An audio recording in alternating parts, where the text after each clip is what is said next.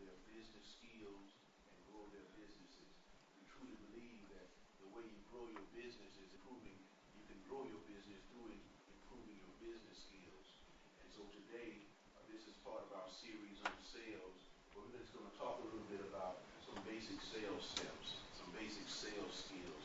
Some of you might already know this, but more than anything else, what we believe is that oftentimes you can,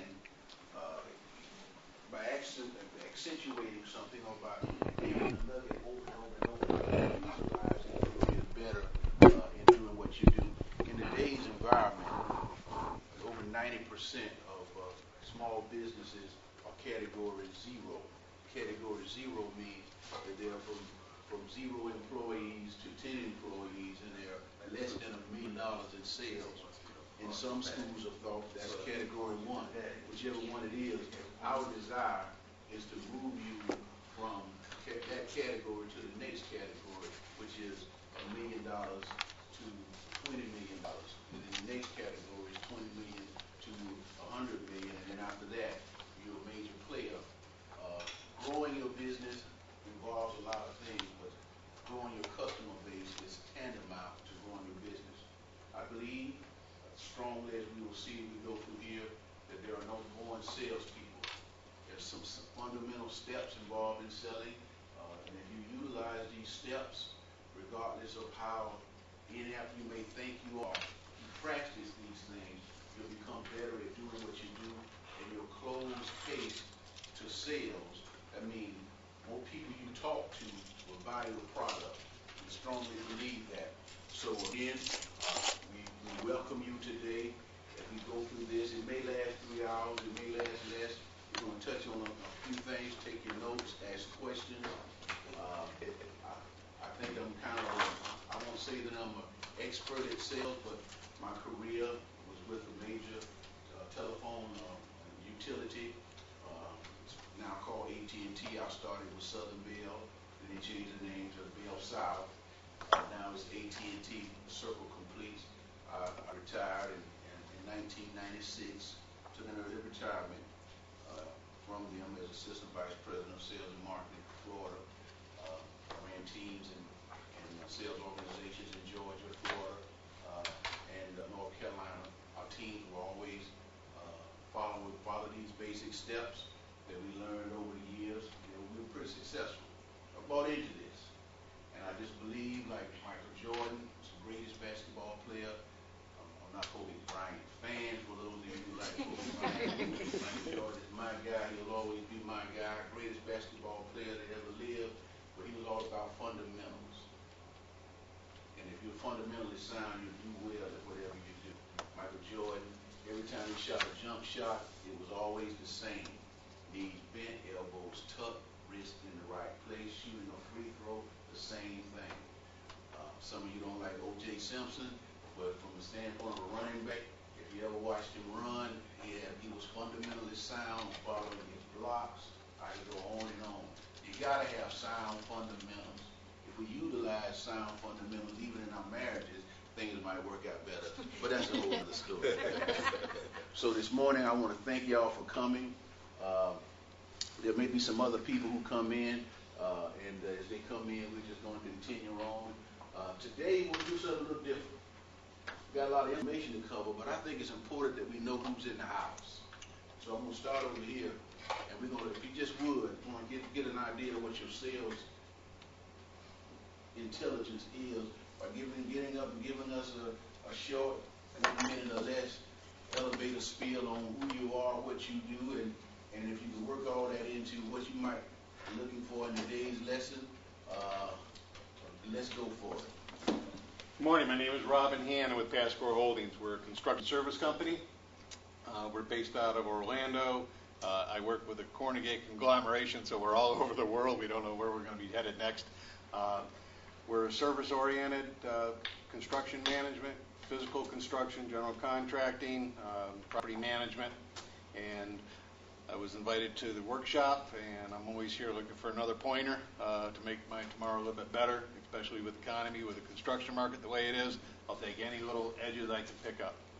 Pleasure to meet you. Thank you. Thanks for coming. Good morning, everyone. I'm Davian Hill from MerchantServiceTips.com. I've been involved with business consulting in the merchant service industry for the past 8 years. I'm now moving to more marketing and I've done cold calling, networking, so my experience in terms of sales spans across those realms. So I'm looking forward to this presentation today here, Dr. Spooney. I heard it's phenomenal, so I'm looking forward to the experience. So thank you.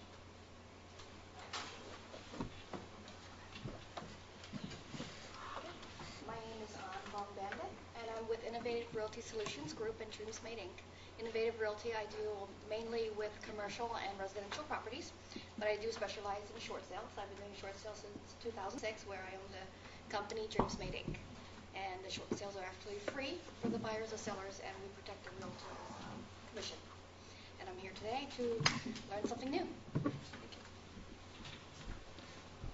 Hello, my name is Arlene Goodson, and I'm new to sales, working for a company, USign Health Sciences.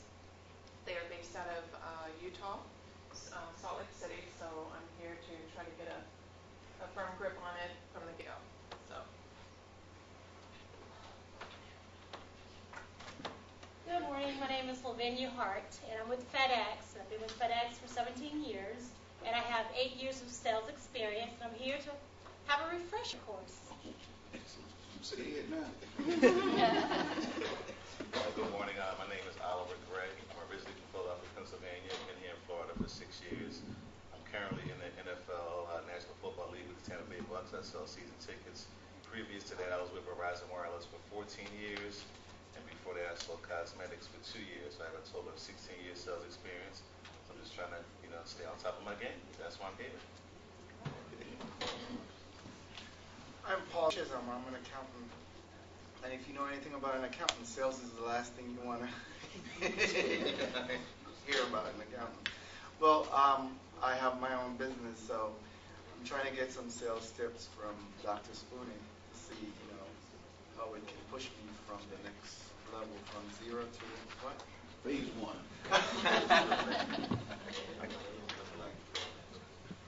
Good morning, everyone. My name is Nicole Sims, and I am with Victorious Life, LLC.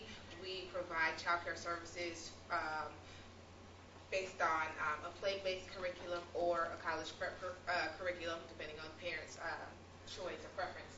And I am just here to learn more about how we can, build our clientele and sell the services that we offer to families.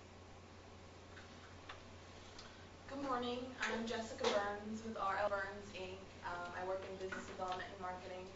We are a construction manager and general contractor, and we provide creative construction solutions to local and state government, federal government, renovations, expansions, new construction projects.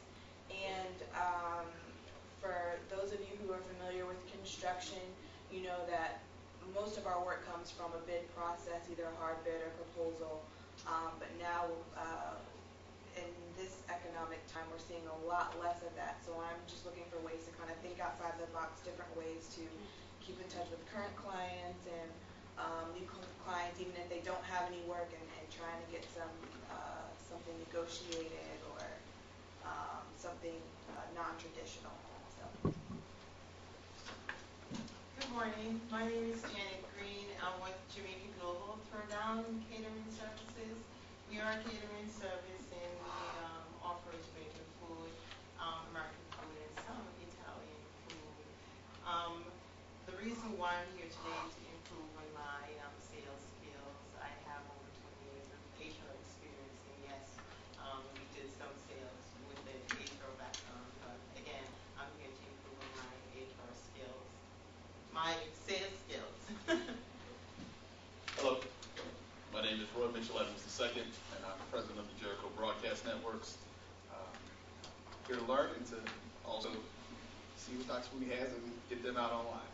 By the way, you're being broadcast live via the internet as a result of this is what's the term we want to use? Streaming. Thank you. We're streaming over the internet as a result of Mr. Evans donating his technology for us today. So y'all smile But y'all don't camp. We like to actually go ahead and say broadcast because the paradigm is shifting and the internet will be the new broadcast medium in the next 3 to 5 Oh, years. all right. So we're broadcasting live via the internet. Hey, good. And so that being the case, welcome. Oh, wait a minute. We had someone just come in. Yes. Yes, we're just a little. Good morning. I apologize for my tardiness. My name is Nicole Phillips. I'm the owner and managing event consultant for Events of Elegance, LLC. We're a full-service event planning and management firm specializing in weddings and corporate events. And the reason that I'm here is to learn more about sales and to improve myself in closing skills. Thank you, Dr. Phillips. It's Dr. Nicole Phillips. She's my professor at Virginia Tech. So thank you for coming. We're honored that you drove all the way down. Let's see.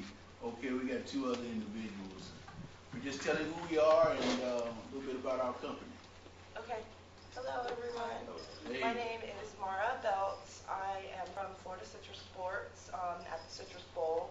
Our company manages, I'm an account executive there. I manage all the corporate partnerships for the Florida Classic, the Champ Sports Bowl, and the Capital One Bowl. Our main, so we do a whole lot of other stuff, but that's what we're known for. Good morning, everyone. My name is Darryl Golden. I represent a company called Rhythmic Visions. It's a sound reproduction company.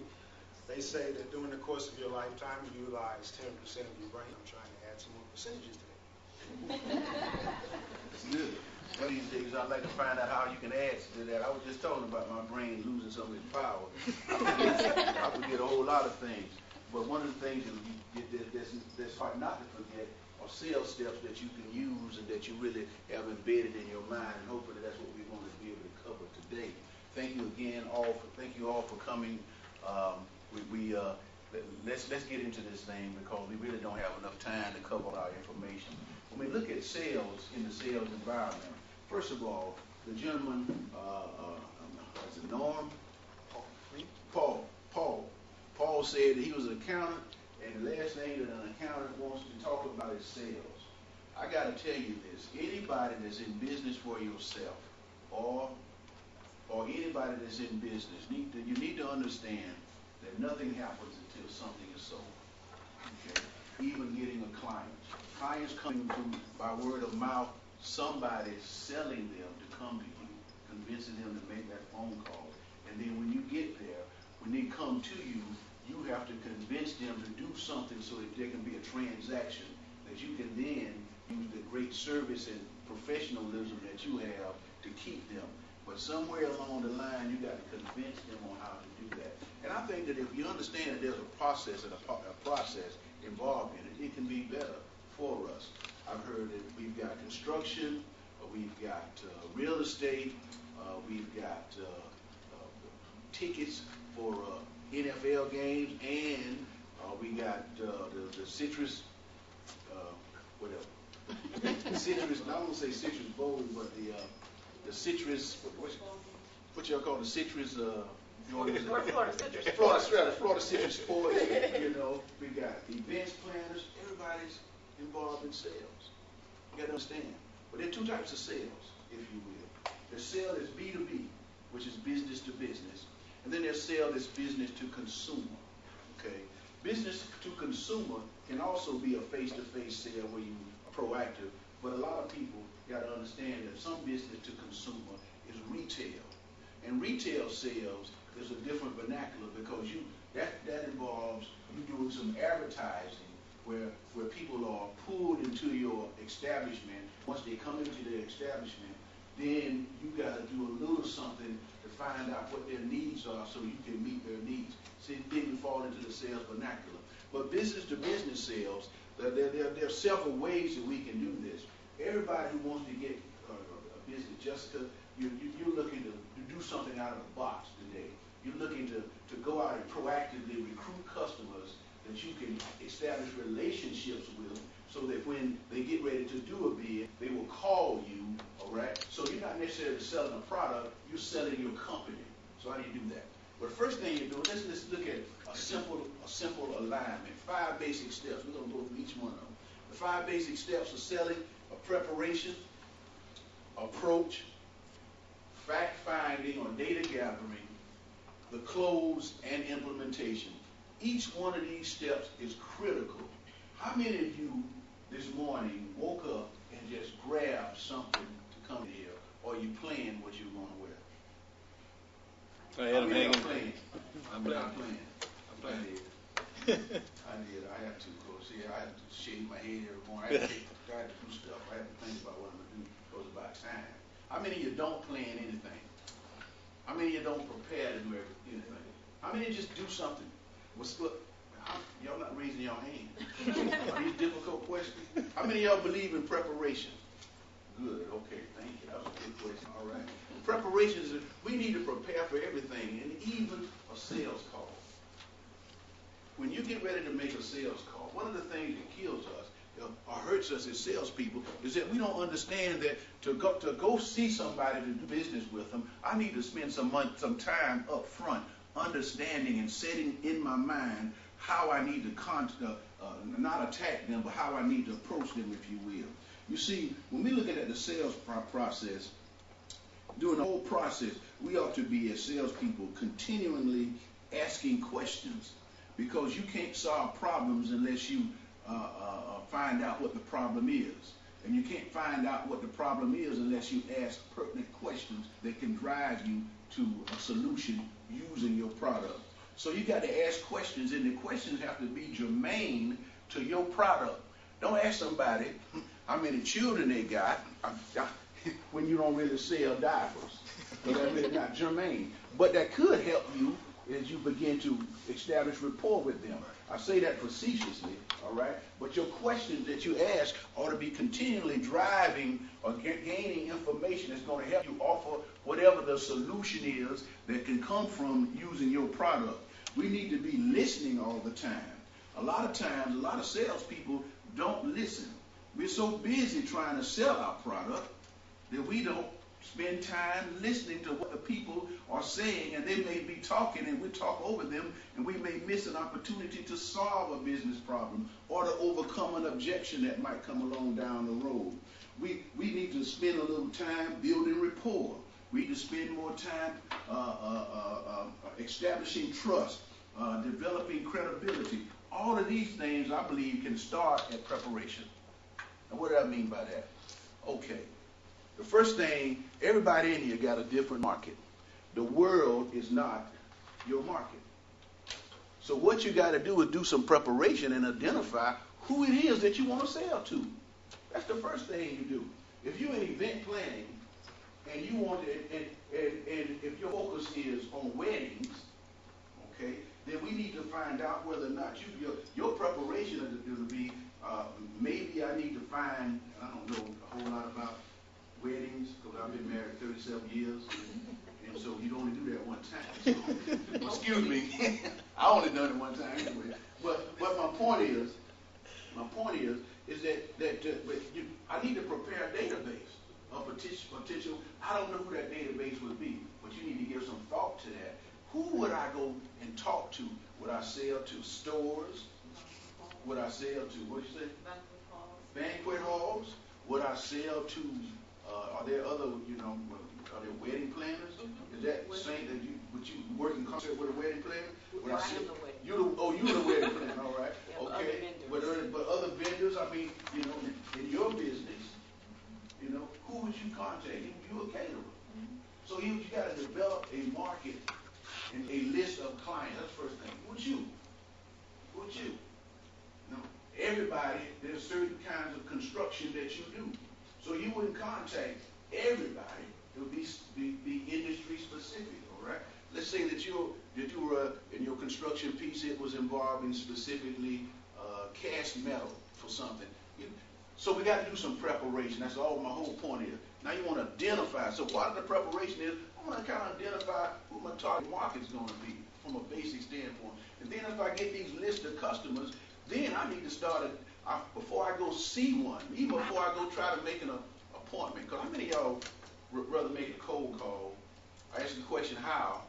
That's an open-ended question. Who, what, when, where, how. That means y'all got to respond now. How many of y'all would rather make a cold call as opposed to making an appointment? I'm glad nobody raised their hand. It wasn't a trick question, because a lot of people don't like making appointments. But it's important. 1%, less than 1% of cold call appointments result in a sale. However, 16% of appointments that you make result in some kind of positive revenue stream. So it's important for us to understand that part of preparation is I need to find out to set an appointment with this individual who I want to see. And how do I do that? Then part of my preparation ought to be trying to find out who the decision maker is. I need to know who I need to call.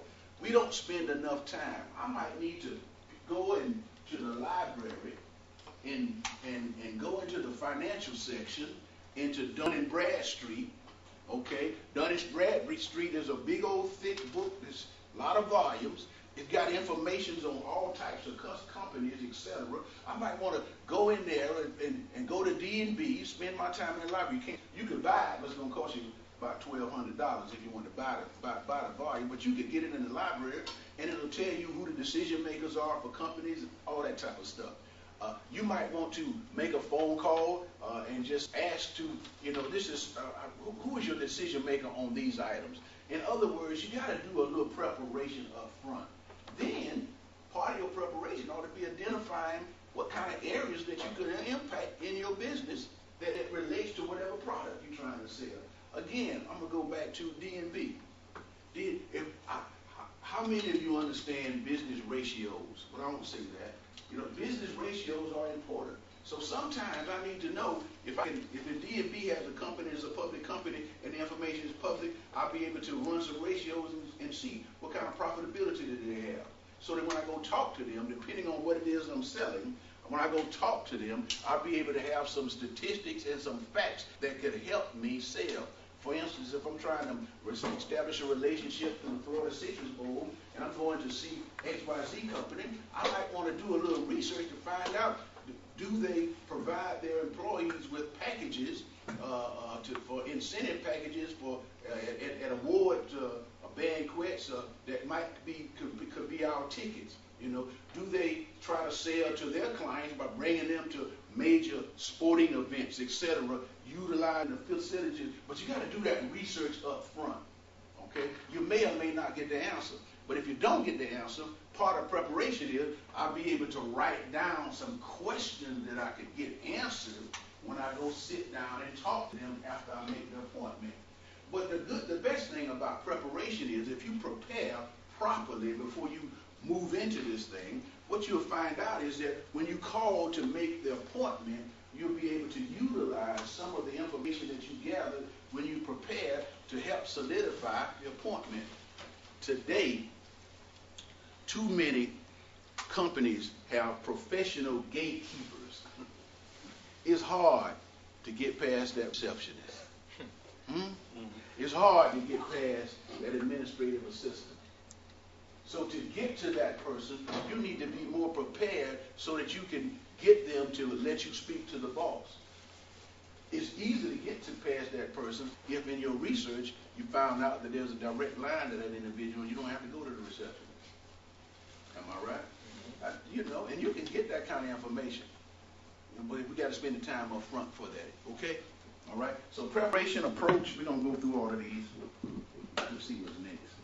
I don't have a line here. That's the wrong way. Okay? So basically, one of the things we need to understand is that anybody can sell if they talk properly. I have this thing that I truly believe. If you took a gorilla, if I could go to Africa and to the Congo, I could find that gorilla that was on that movie that could speak English. I could find that gorilla and I could taught that gorilla how to speak English. If they learn how to speak English, I could teach them how to sell. Anybody can sell if you understand the fundamentals. You're not born with that. How many of y'all agree with that? Now, one of the things you need to do with selling is understand this. Don't be afraid. You got to let go of the fear. How many of you find it difficult to go up and talk to people about your product or to sell? You're uncomfortable. True story. I started with Southern Bell in 1973, fresh out of Florida A&M University with a degree in history. Was to be a school teacher, but they needed some. Anyway, I got this job at Southern Bell, and I passed all these tests. My hands sweated so badly because I was so uncomfortable doing what I was doing that I carried a towel with me, so that when I shook somebody's hand, my hand wouldn't be wet. I would take it with me, and I would so I'd dry my hand, and I'd shake somebody's hand, because it made me so nervous. I had to overcome that fear, because I understood that for me to do what I needed to do, I needed to work. So first thing you got to do is let go of the fear and understand that when you selling, number one, ain't nobody gonna kill you. You know, and it's okay for somebody to holler at you and embarrass you and yell at you. And number three, you don't take it personal. All right, okay. You got, and to do that means you got to let go of the fear. But you got to also be in a position where you can't be so obnoxious that you tick people off. You know, don't get so brazen, because when you're under overcome the fear, you got to use a little balance. You got your hand up? Yes. Yes, Are there ma'am. techniques that you can share with us that you can use for that? For overcoming the fear? Yes. Here's what my biggest technique was my wife, bless her heart. You know, she ain't dead, but she's still, you know.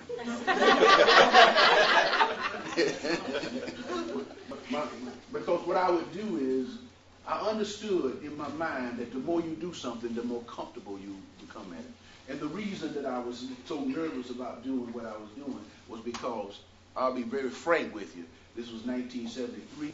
I was selling to the majority, primarily Caucasian males, and I felt very uncomfortable and intimidated, even though I had done my class and I had graduated through this 8 weeks course, and I knew the product line, and I knew the technology. I had everything. I didn't have the confidence in myself to understand that I could sit down eye to eye and talk to this person and not feel. So I was nervous about it, and I was young.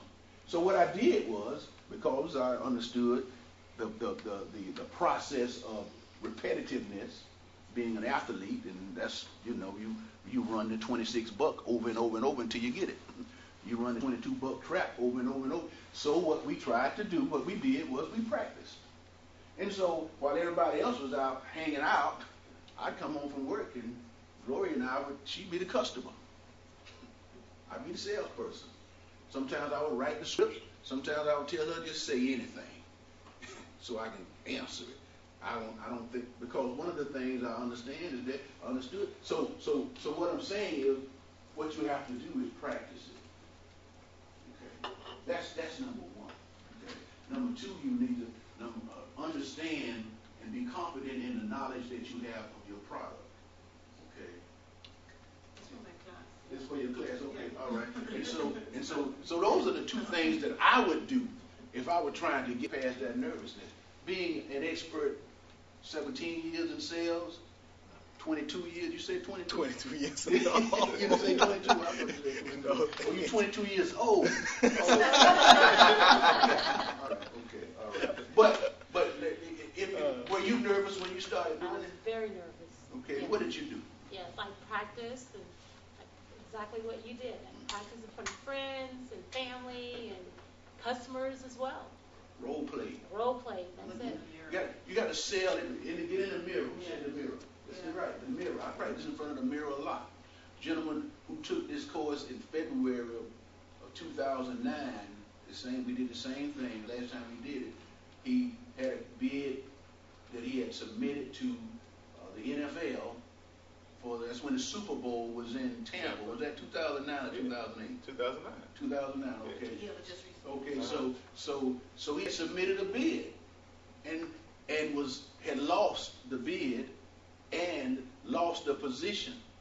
But as we sat through this class, and he saw that he had not done a good job of preparation, and he understood the fear piece, So he came and we talked about a strategy, we laid out a strategy, and then he told me, he said, I practiced whatever, we went through this, he said, I practiced everything you told me over and over and over, and I kept calling, I got this appointment, and when I got in front of this guy, he said, I couldn't believe it. Everything that I practiced rolled out. And he said he ended up getting a business. He ended up getting that contract, guard service, armed and unarmed security guards for the Super Bowl. He ended up getting like 45 guys. They were 24 hours a day for 3 weeks, and now they call him last year, wherever the Super Bowl was, Miami, you know, he was down there. You called him for that. Huh? But the point is, you practice it, and that's what we got to do. Preparation, you got to let go of your fear. You can't be afraid, and if you are afraid, you really need to practice, practice, practice. Write down this acronym. I'm going to give y'all this one. IDOTS. I-D-O-T-S. IDOTS. It means it depends on the situation. All right? Keep that in the forefront of your mind, because it gives you flexibility on anything that you do in this sales game.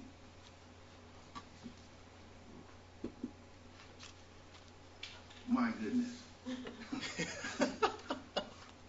See, I ain't looked at this thing so long. Have the right attitude. How many of you think attitude is important in sales? What's attitude? To me, basically, attitude is like really a perception of your mind, like how you see things. Too deep. He's so deep. Y'all hear what he said? He said attitude is a perception of the mind.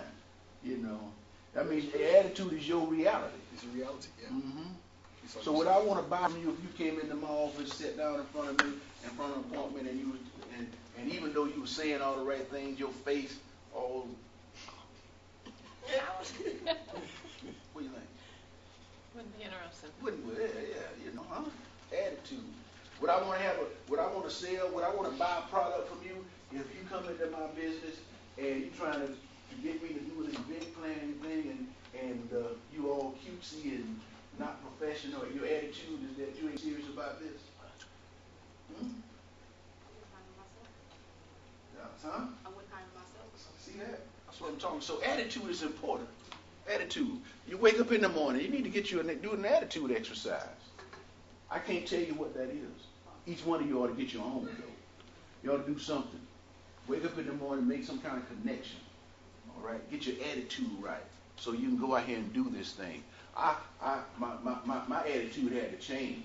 As good a job as I was doing, one of my a bad part of it, I had a bad attitude as it resulted in people doing their jobs. I had to understand that everybody wasn't like me, as motivated as I am, as pushed as I am. So I had to develop an attitude where I had to accept people at their particular level. Now that was from a management standpoint, but it rolled over into the sales standpoint at all. Because that attitude meant that sometimes I had to change my attitude. It took a long time to make a decision. It's all about attitude. Now I'm not a guy that walk around smiling all the time, skinning and grinning as they say, but I don't frown all the time either. It's all about attitude. Y'all feel me? Yeah.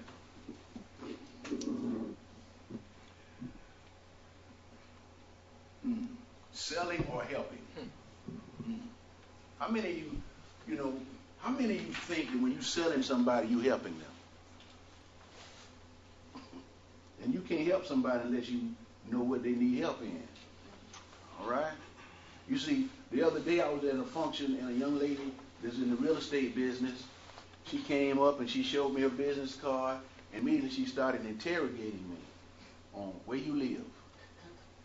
You know, how many bedrooms you got? How many bathrooms you got? You got a pool? And I'm answering the question. I was like, yeah, I got a pool, and she had heard me. What she did was overhear me say that I got too much house for me and my wife. But she began to sell me.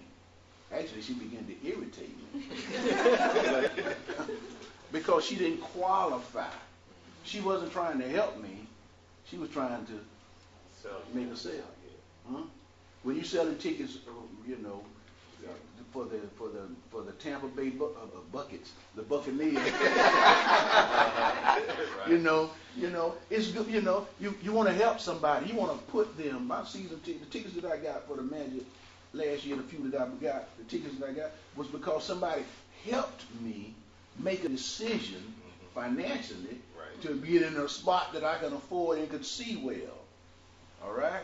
And that motivated me. Same people that talked to me, not the same guy, same individual, but somebody else about the same. Said, I'm not interested in no ticket. But this person said, listen, I want to find you some tickets. Tell me, what is it that you got? What is it that you would like to pay? For me to do this. I said, I'd like to pay nothing. We can't do that. Then I said, well, what can you do? And then he told me. And he said, how does that sound to you? I said, it sounds interesting, but how much better can you do? We were going back and forth, all right? But he was helping me. And when he got me to the point where I felt satisfied, I said, okay, man, get my credit card. I take 2. Point is, you got to help somebody. In your business, when you go and talk to them, this all preparation, really. Now, we ain't moving nowhere. We still trying to, you got to figure out a way that you can help that company that you're going to see. You got to figure out how you can help them. How can you help them? But I can take this burden, you write down some stuff. I can take this burden off of you. Most weddings take up 25, 30% of your time. You got a job, you got da-da-da-da. I can give you that time back. Wouldn't you like it? You got to come up with, I call it, in the songwriting business, they call it a hook. Isn't that what they call it? You got to come up with a hook. How you help people? Yes, sir. I had a question. How important is it to pre-frame to yourself that what selling, or define what selling is? Because I know a lot of people see selling as taking advantage of somebody else or convincing someone to do something they don't want to do, and what that causes them to not want to move forward selling it. I think this right here, selling or helping, it's important. In your mind, you ought to be trying to tell them that you're not telling. In your mind, I'm a helper. My sales teams, were, I'm a legend in Bell South, because I tell our people, we're going to make our numbers because we are the customer's advocate. We're going to sell our products, but the customer tells us, you get them to tell them what they want you to do, then we bust our butts to do it. And but before we start doing what they want us to do, we ask this question. Now, when we do what you say you want done, and when we come back meeting all your expectations, how much of a deal do we have? Do we have a deal? What are the next steps that we're going to take? Will you follow your word and commit to doing this? You do something to get a pre-close, and then you go ahead on out and do what they need to do. So basically, it's all about helping.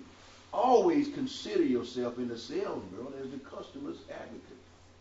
At the Chamber of Commerce, here at the African American Chamber, I am your advocate. Our mission statement says that we are to be the preeminent advocate for African American and small business for wealth attainment in Central Florida.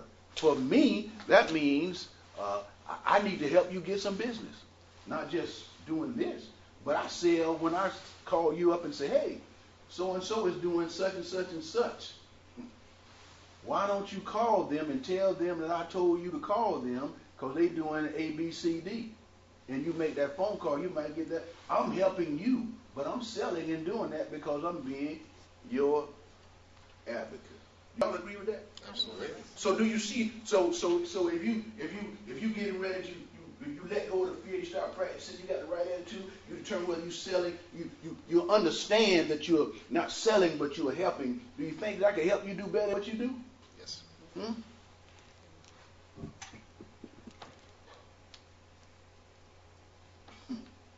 How many of y'all believe that they got born salespeople?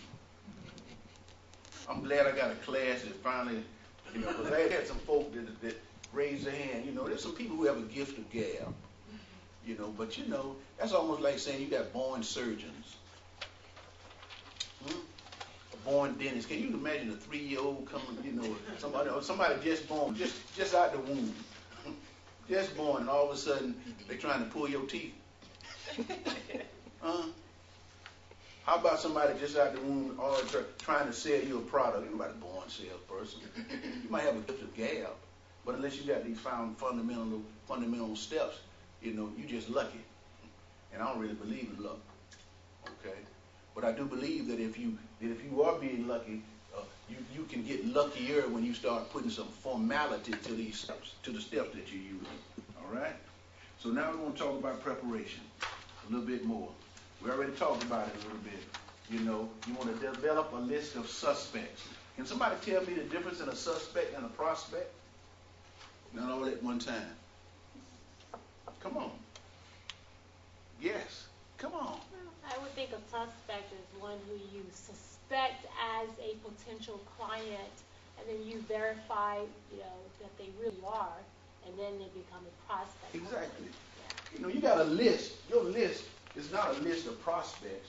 When you list all your customers, we call them prospects, but really these are people that you suspect that you might be able to do some business with. But as you qualify them, they become prospects. They become harder. You know, if we were to look at a funnel turned upside, well, a funnel is a triangle turned upside down. If we would look into the funnel, and this was a funnel, at the top we pour in suspects, it being right here. And as you talk to that suspect, you know, in your preparation stage, if they move down through that funnel, some of those suspects would come out they leak out of the funnel. The prospects would roll down to the next level. Now the prospects will be the one that you make appointments with, all right, that you're going to go see. And then the ones that you can't get appointments with, they would leak out of the funnel. And then you start a sales process with the prospects that you got an appointment with. Then when you go out and meet with them and talk with them, you'll identify a business problem that you can solve. Some, if you're honest, I've told clients many times, I can't help you. But I know somebody who can. And you know who they became one of my best clients eventually, because it's credibility and honesty. And so if I'm going through the sales process and I see I can't help somebody and I recommend it, they'll fall out of the funnel. And I'll move on down as we go through. And bottom line, as we go through the funnel, the ones that start out as suspect, we go to prospects, the ones that I can help, the ones that I can offer a solution to, and the ones that we can get a meaningful agreement, that falls out as a sale, if you will. It's like it's an upside down triangle. So you develop a list of prospects. Then you qualify suspects as prospects. You can't qualify a suspect as a prospect unless you know your product. I don't know a lot about, ma'am, you say you were real estate, right? And you real estate too? Who you were? Health sciences. A health scientist. Vitamins and supplements. You selling stuff to people like grocery stores, like Publix. Okay, you No, send. just personal, just You would send to the consumer. direct market. Direct market. Okay. All right. Do you do face-to-face selling? Mm-hmm. All right. And when you go talk to somebody, how do you get the person you're going to talk to? How do you make an appointment? How do you set up a meeting with you and a potential client, if I may ask? They call Mostly you. looking for other people that are wanting to be business partners. Okay. How do you do that? Looking for their needs. I mean, no. How do you get a name? How would you come at me? If you saw me, would you just see me walking down the street and say, "Man, I got a nice suit you got on. You look like you could gain a little weight. I got some vitamins for you. You want to, what do you do?" Just different things. I set events or Okay. I You do a lot of internet, networking. networking. Okay, here we go. You do a lot of networking. You print out a business card. You say, okay, here's my card. This is what I do. Blah, blah, blah. You know, you write their name on the back and so you can have a little memory jogger so you know who you call. Then you call them up and set an appointment. Right? So I need to come talk to you about it. All right? But now since you got their business card, you have to do some preparation before you call them. All right? Okay? And I don't know what you know your preparation because I don't know every business. But you know, you might write down some questions that you think that you might want to ask them pertinent to your product. But your questions ought to be about your product. You sell it to the consumer, and so there ought to be some generic issues that we all need vitamins. All right? But you just want to set an appointment, and you might have to have an interest-creating remark just to get them to say, yeah, I'll come give you 15 minutes. Okay? Because you don't want to stay on the phone when you're making that telephone call for that appointment no more than 5 minutes at the max. You want to ask them, you want to call them up and say, this is, I'm sorry, I can't remember your name. Carmen, This is Carmen with USANA Health Science. USANA Health Science. We met the other day. You gave me your business card, and I was really following up on our initial meeting. Really wanted to set an appointment with you. Come in and tell you a little bit more about your company, but about my company. At the same time, I want to find a little bit more about what you do. Let's get together on Tuesday at 5 o'clock or Wednesday at 2:30, whichever you prefer. Which would be better? Next person speaks, loses. When I say that, because you just asked them for the sale. Right. You asked them for a sale of an appointment. And so you can't, and you say which would be better, 2:30 or 3 o'clock. And wait for them. Don't open your mouth until, now if they don't say nothing, if they hang on the phone and don't say nothing, they don't be in the same class, and they don't reverse this thing. Because they know they got to say something, am I right? But they got to answer the question, and they may say, well, neither one. Well, what would be better? What time? Then they may put you 6 months down the road, but you got an appointment. You see? But the point is, okay, you got to know your product to do that. All right? It's tough in your business, construction. You got a lot of stuff in your product. Okay? So what are you selling your client when you call to set an appointment? Selling a service. I'm selling them a convenience. I'm selling them the reduced risk on their part, reduced supervision. So when you call in to make your telephone call for an appointment, because that's what you want to do, I want to sit down and speak with you a little bit, just to give you, just to talk about some of the new laws, rules that apply in risk management. Am I saying something right? I don't know. Okay. And how it might help improve your profitability. Like, we can just start this off with a 10-minute conversation, and if you want to go longer, that's fine, but I'll meet with you at such time or such time. You follow me? Right. Okay. But you got to know your product to do that. When the last time you got audited by the IRS? One of the things that we really do, Mr. Potential customer of my accounting firm, is help individuals from being audited. Let me come in and tell you a little bit about how we can do some things that might help you prevent that from ever happening. 5 to 10, 15 minutes. 15 minutes is a good start. 15 minutes of your time. And if you got some good stuff, it's going to be longer than 15 minutes. I guarantee you. You follow me? But you got to know your product. I don't know everybody's product. Okay? But you got to know your product. And how do I know my product? Prepare. But I need to write down. Wouldn't it be great? Why don't let's write down 20 things about my product that I think are important to me that I could use that makes my product good. That have some kind of business application. Your product, one of the products that you, because I know this is a serial entrepreneur here.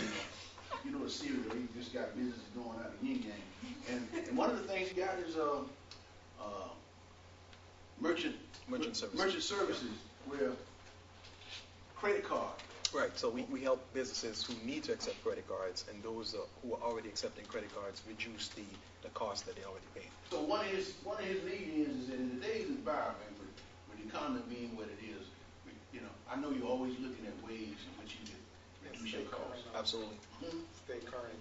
And stay current, but reduce costs, or have return the best bang for your buck. Whatever sounds comfortable coming out of your mouth.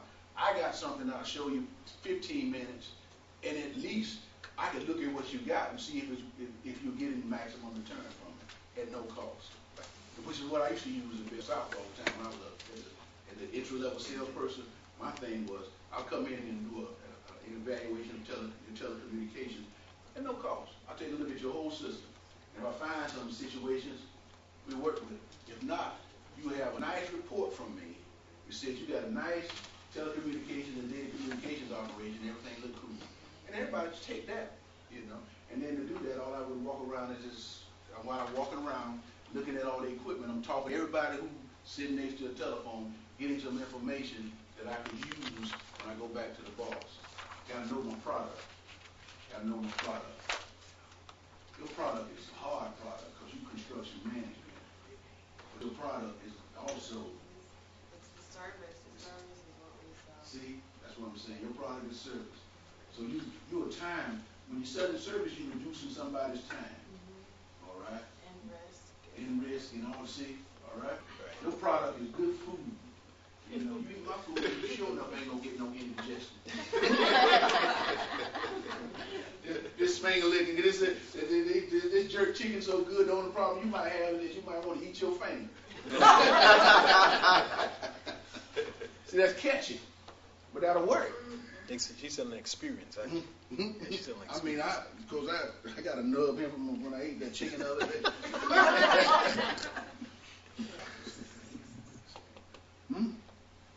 Okay. Pam got a sign up saying take a 10-minute break. All right. We got time. We're going to keep rolling. Y'all need a break? No, I don't think so. Yeah. Know your customer. All right. That's part of preparation. We stuck on preparation. I need to adjust my mic. Yes. Oh. Look that on video. That's all right. I just put it where you put it. Y'all see him on? Everybody's screaming. That's fine. You know, I cut up a little bit. Know your customer. It's important. Know your customer means know your industry or the industry that you want to sell to. Some of us sell to multiple industries. So what would it mean? So maybe I need to go out and find out a little bit about transportation and a little bit about retail and a little bit about the service industry or maybe hotel, motel, Holiday Inn. You can see what you listening to. Right. Y'all know I'm doing that. All right? Okay. Maybe I need to read about the convention and the industry. Or maybe I need to read about the economic development firms. You see, I need to, if I'm going to sell to business, B2B, I need to know something about them so that I can ask intelligent questions when I sit down in front of them about my product. See, one of the things we don't do, we won't spend the time. I got to tell you, one of the things that when I came up was that we had to spend months in industry training in all of the different industries. And so it gave me a great understanding of all of the business. So I had to go take a 3D class of this on transportation, on trucking. You know, by the time I left out of there, I could run a trucking company pretty much. Knew about empty backhauls and the effect that they had on a return on investment and yada yada yada, or hospitalization, the backroom hospitalization. You know how they looked at the administrative part and the medical part, or in banking and the backroom piece of banking. You see, and that's good. But we need to do that too, because see, you might be selling to all of those people. You selling commercial property or residential property? Both. You selling both. Which one do you sell the most? Residential right now. Okay, all right. And so so you ought to have all kind of research on different areas of the city, different economic salary ranges for individuals who live, schools. see, because that's, your customer, if you will, is the world because you're selling residential. But when you start dealing on the commercial property, then you got to look at that property. Then you got to back up and say, who's been in this property? Okay, what's the typical track record? So I can understand who I need to bring to this property, because the property, if I'm selling it or if I'm leasing it or whatever the case may be, these are the things we got to do. In construction, in your business, in your end of construction, I mean, you got UCF, you got USF, I don't know if they're too far away. You got FAU, you got BCU, you got Rollins. See, you already got an imprint, a footprint in a major educational institution. Not to say that's where you always look, but so now, knowing your customer, so you can go and look at the same application you got over here and go to everybody that's in higher education and see if I got a chance for the application over there. Now what that means is I'm gonna have to spend a little bit more time doing some research. We still on preparation. Man, if I did a paper and I said, you know, of all the sales steps, which is the most important? And what I knew a paper, it was a study that we did on my sales team in one of the years. And I had, you know, everybody had to come and say, tell us in our sales meeting of the 5 basic steps, and actually we had, you know, these steps can evolve into 7, then they can evolve into 14, 11, 14, depending on the complexity of the product that you're selling. Bottom line is, the question is, which step is most important? Some people say they all are the same. I say preparation is unbelievable. When you are prepared, you can do something. That's why a lot of our businesses don't make it, because we don't do the preparation up front and doing a business plan and all of those type of things so we can run a company. But that's a whole other subject. Know your customer. Write down 5 things about your customer, not right now, but when you're doing your preparation, that can help you when you sit down in front of him or her as you talk. That's knowing your customer. Okay? You know, say that again one more time. I'm gonna say amen. Say it again. Write down 5 what? Write down five things about your customer. That can help you know your customer or your customer's industry. That could be helpful to you. Here's some of the things that you ought to know about your customer, the type of business that it is, the buying structure. You need to know that. You don't want to go talk to the guy who runs the garage trying to sell some event planning stuff. You got to know the buying structure, the decision-making structure, the process, how long it will take. These are things that you can gain. You can gather this information just in your research. Okay? Then you need to set objectives. What do I mean by that? Anybody? Can anybody? Yes, ma'am. Decide what you want out of that meeting, whether it's an appointment, follow-up, or... Perfect. Set an objective. When you're on the telephone making your telephone, you know, when you're trying to make an appointment, your objective is to get an appointment. But when I go see Mr. So-and-so, my objective may not be to close the deal on that meeting. That's the objective for this meeting. My first objective might be to day together, get enough information so that I can come back with a solution to whatever problem that I might come up with. You see, one of the things we have to understand in B2B selling is that it's not, most of the time, it's not going to be a one-time shot. It won't be no bim-bam, or it won't be quick. All right? Are y'all with me? Okay? And so set your objective. If your objective is to gather pertinent information, and once you get that, say, thank you for your time. Here's what I'm going to do. I'm going to take this information, massage it, work with it, see what we come up with. I'll call you back, we'll set an appointment, and we'll go to the next stage. In your business, if you move to the level where you were dealing with event planning on a corporate level, this would apply.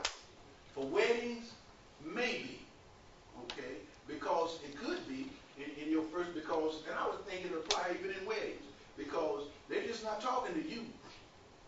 They got 12 other event planners coming in there. Some of them gonna try to quote a price right then. I said, y'all heard me? What I say? Right then. I said right then. I said right then. Right then. I went back to Sophia, Florida. Y'all heard me? Most of the customers want a price. Then, they do. And Like, what for do you example, like at a bridal show, they're coming and there are multiple planners, multiple vendors, and they want at least a ballpark so that they can narrow down who they. Okay, and a ballpark. So you ought to have a ballpark, a basic ballpark. But it ought not be specific. What it ought to be is, okay, here's a ballpark. But what I want to do is, once we, take everything that we said, this is a ballpark. It's going to be close to this. All right? When I come back, I would like to go down and specifically identify each component of the cost so that you can be satisfied in your mind that you're getting the best value. Thank you. All right? And then, while everybody else come back with their stuff written on a sheet of paper, you come in there with a PowerPoint. Back in the day before they had computers. we used to do flip charts. Come on, damn flip chart. I was going way back. Way back. So, but you go in there with your PowerPoint. I started a company when I came back to Orlando in 2002. Did a contract with a company out of Miami for an armed and unarmed security guard. I started this company. My office was on Michigan Street. I rented an office, got office furniture, no salespeople, no nothing. And I went to and penetrated the market. My preparation was, I did about a month of preparation trying to find, number one, what would be the focus of this armed and unarmed security guards, because, some people want to sell to banks. Bottom line, I saw a void in apartment complexes, security in apartment complexes. I saw also the cost associated with that. True story.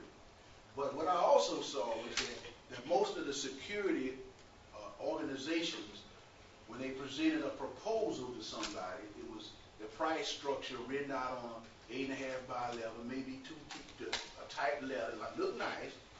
I walked in my first presentation with a 25-page color proposal, detailing everything, and the guy was like, wow, he thought he was dealing with a big professional organization. I got the sale, but from that, we began within 6 months. There were 30 accounts, billing 30 accounts, billing $1,500 a week. Do the math. A lot of money.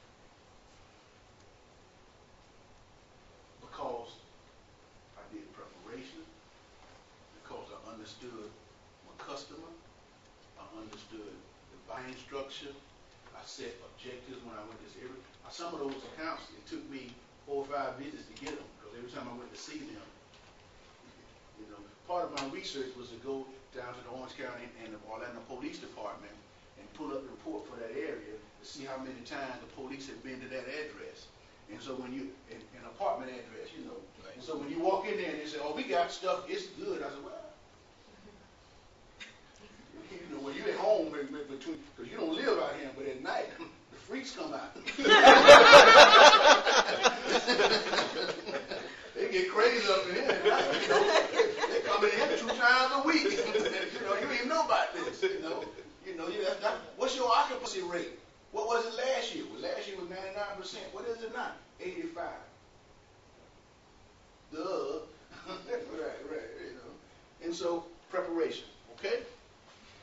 We're going slow.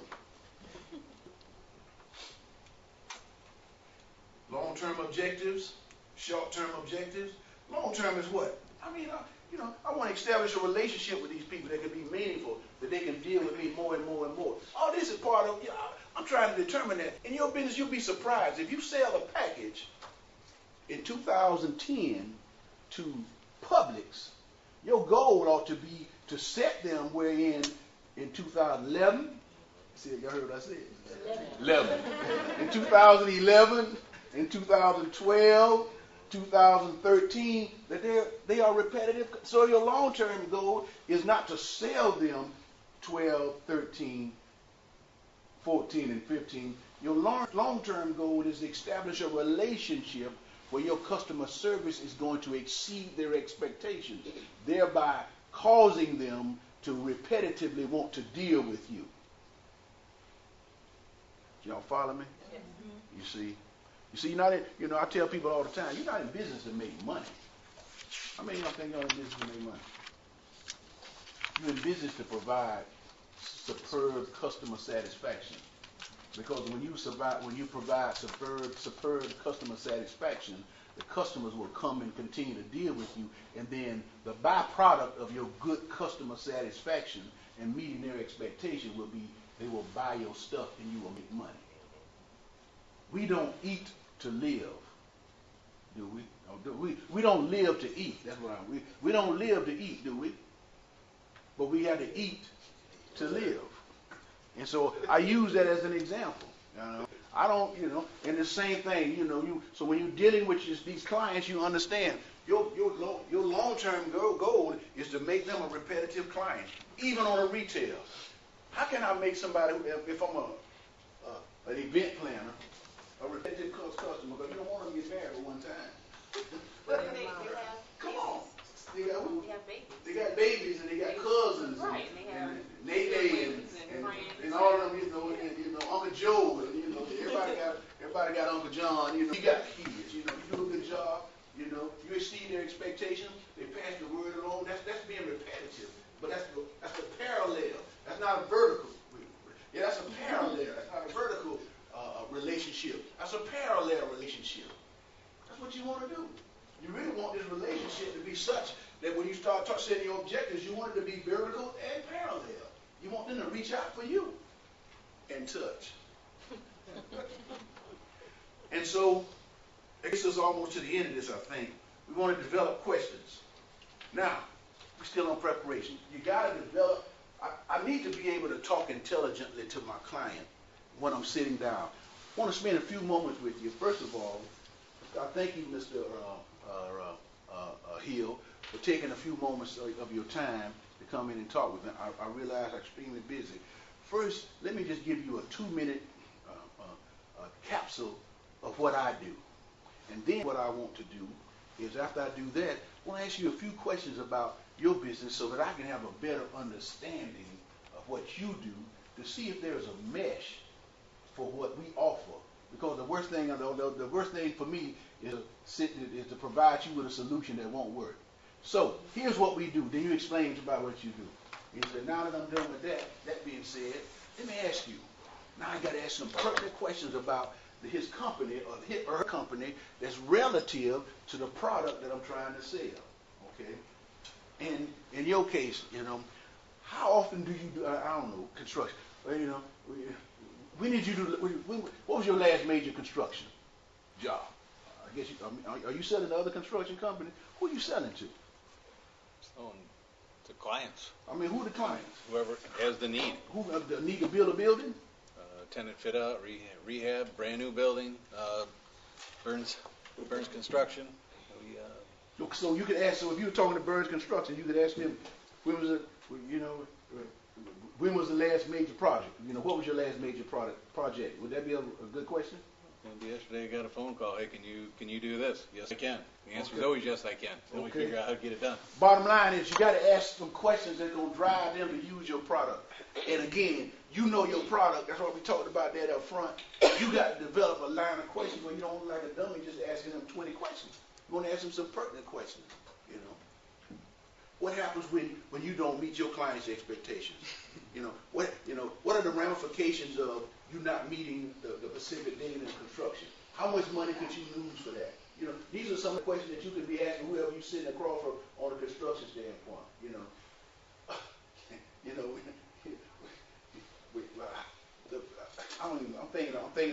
I'm thinking about your business accounting. What is it? What is the worst fear that you have as a business person when it comes to the IRS? That might be a good question. Everybody tell you like it was when I went to get my audit. I did, one of the things I found after that, I'll never go to one by myself again. I thought I'm smart. I ain't that smart. They told me up. But I learned my lesson. The point is, you got to ask the right questions. All right? Are y'all with me? And you with Lockheed? I'm talking to you, ma'am. I'm with FedEx. FedEx. Yeah. You selling boxes? No. I'm selling more than just boxes. Come on. What you selling? You selling what? Sir, I'm selling solutions, basically. Shipping solutions. That's right. Shipping solutions. And why? Why? Because most companies who are in business have something to ship out.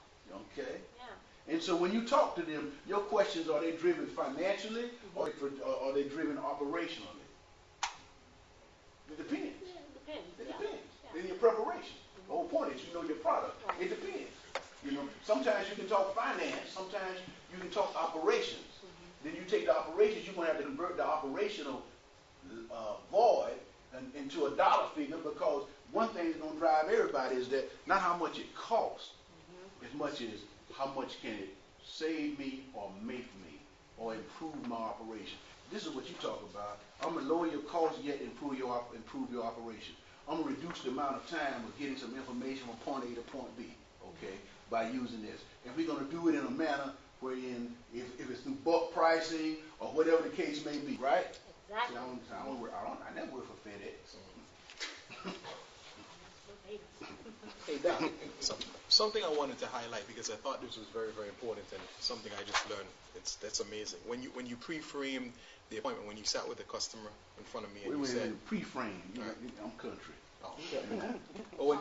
When you qualified the customer, you basically said that if we have meetings of the mind, then we can do business. Because oftentimes you go into a sales situation and people are so guarded. When you said that, I just felt myself kind of ease back and relax, and that sets a nice tone for your sales presentation too. I just noticed that.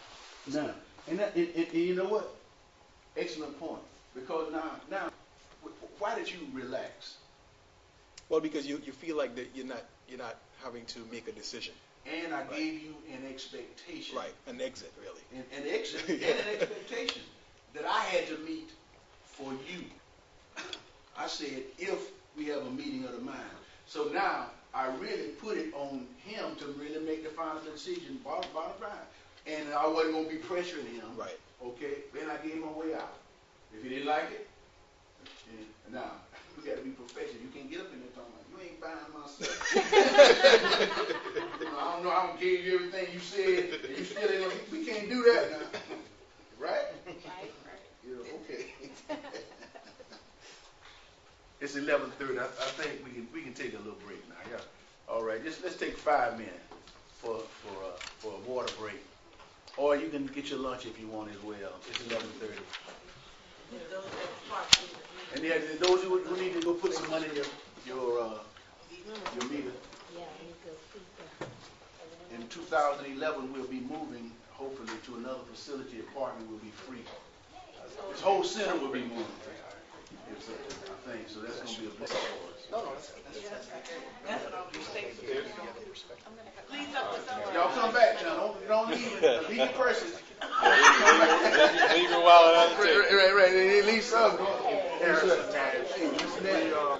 Yes, this is Robin Hand. He's got to call somebody in 100. Oh, okay. So we just left St. Peter's. Okay. Robin Hand. I can listen to the voice in a minute. Yeah, Miss Hand. Okay, great.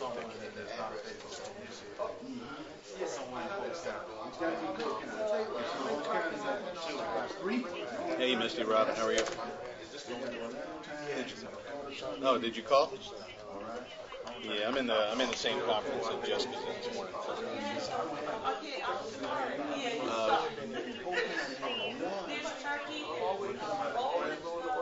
With Jessica. It's not due until the 28th. Okay. I think that's the basic. I know that you'll put that We can't do $1 million bid in one day.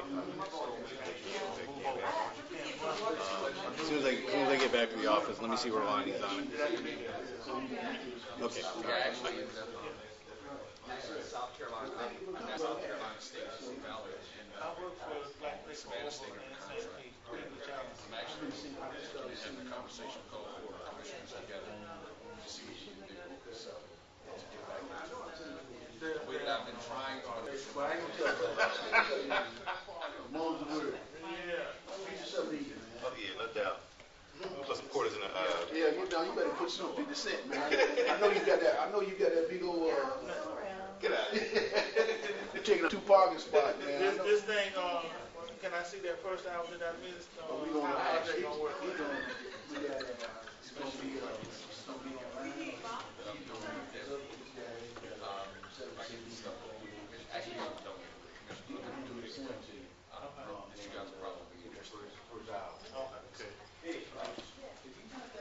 Put it this way, I know it's some stuff that you all are interested in. It's just being able to execute it the right way. There were rumors that came in and presented to you guys, I know at least 2, maybe 3 years ago, that you would be wanting to find out some other. Yes, sir. Morning, Dr. Spooney. You gonna show me. Was I wrong? You were right with the score. 79. You weren't in the meeting. Somebody actually called me and actually came out.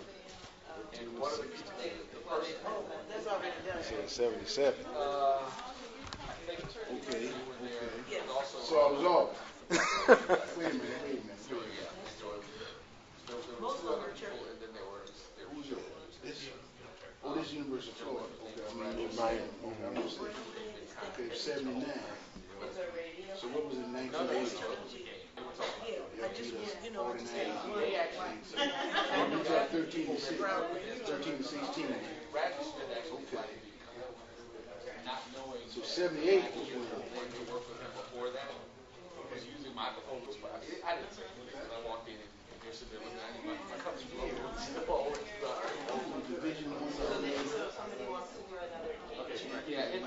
but what I was talking about doing is there was actually 77 or something. part of what I was doing.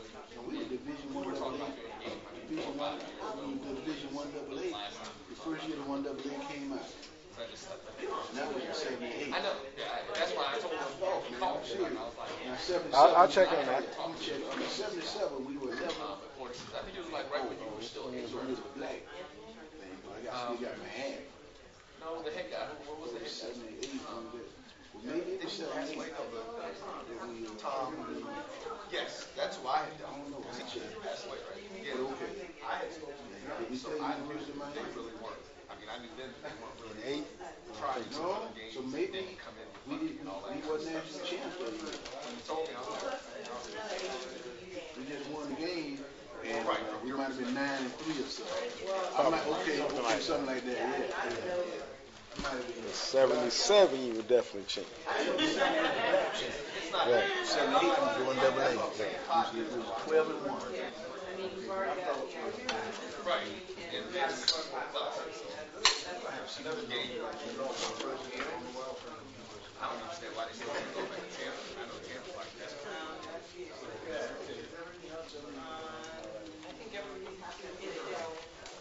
No. I'm not saying before the class. I'm saying why they haven't done another game. Because I was actually, there was a game we were going to play about 7 years. Well, no. Well, 2002. I was working with the Tampa Sports Authority. We were going to break the game down.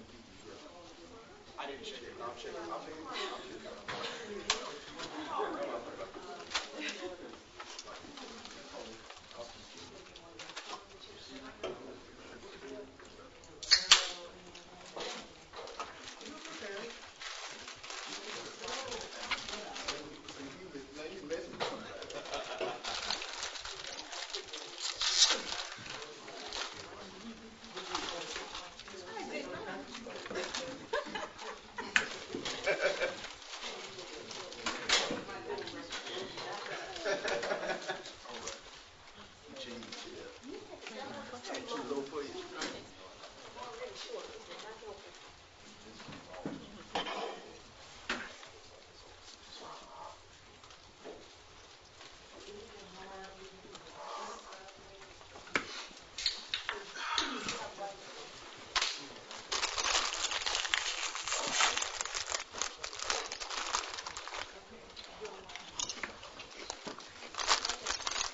All righty, y'all ready to get back at it?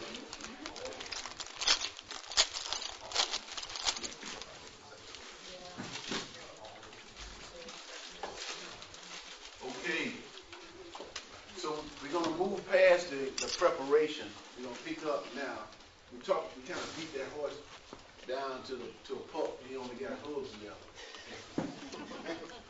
But we understand now that how important it is for us to prepare yourselves in this sales arena. The next step, though, after you prepare, is the approach. What is it? How do I approach these individuals? And this can apply, as simple as it may seem, this can apply in a telephone call as well as face-to-face. The first thing you need to understand is you need to identify yourself and your company.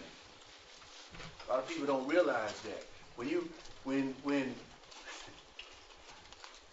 Oftentimes when I call people and they'll answer the telephone, I'll say, "This is RSpooney with the African American Chamber of Commerce of Central Florida. I'm on the phone." And people say, "I know who this is." And I laugh because my training is always identify yourself and your company, not just on the telephone, but face to face. And when the people say, "I know who it is," or that same person will call me and just start talking, I have to laugh because I get turned off.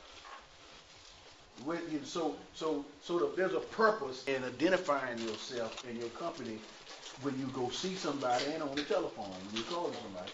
And that is, number one, you want them to know who you are, but you don't want to turn them off immediately. And so identify yourself. My name is, and I'm with, and if you got a nice title, throw that in too. When I was a national account sales manager with Bell South Business System, that title got me into a lot of VPs and senior VPs in the banking sector with what is now Wells Fargo. Back then it was First Union, and Bank of America was then Nations Bank. You see, and as I was dealing with all these different individuals within our structure, they all didn't know me. But when they heard National Sales Manager, it was like, "Oh, okay, what can and then they, with Bell South Business System. So if you got a nice title, this is Dr. Nicole Phillips, CEO of Events of Elegance. You want to identify yourself. I'll pay attention, won't I? Do y'all agree with that or y'all don't? We'll buy into that. You're buying into that? How about buying into this one? Develop an interest-creating remark. What do you think an interest-creating remark is? Because I really don't know myself. Huh? Did you make enough money last year? No. That could be one. Oh, yeah. That could be an interest-creating remark. I got one. You got one? How would you like for people all over the world to be able to hear what you're talking about? That's a good one. Huh? And he might say, and now when you make that, and I like when he said, "How would?" Because when you use the word "how," what can I not say? No.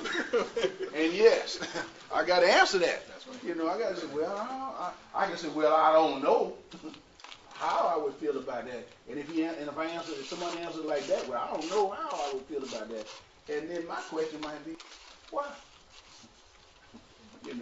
Well, what can I do to spark some interest in you so you could get an opinion on that? You see, we're going to get to this thing about the use of open-ended questions as we move through this thing, and all y'all probably know that. But we need to develop an open-ended question, and then develop an interest-creating remark. We want to do something to spark their interest. Okay? You got to write, and in your business, you have a difficult business. You're selling child care. To whom? So you're business to consumer. Okay.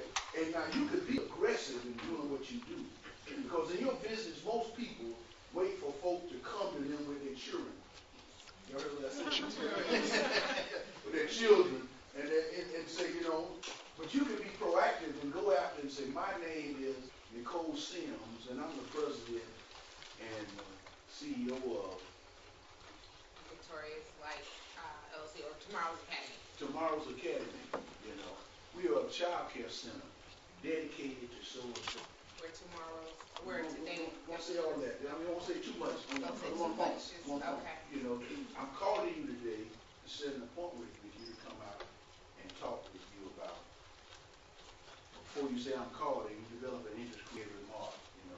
When was the last time you observed your child in interacting in daycare?